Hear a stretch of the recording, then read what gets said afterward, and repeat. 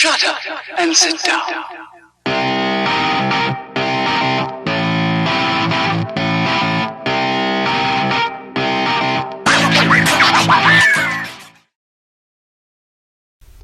Example. I have a friend called Richard. He's usually a really nice guy.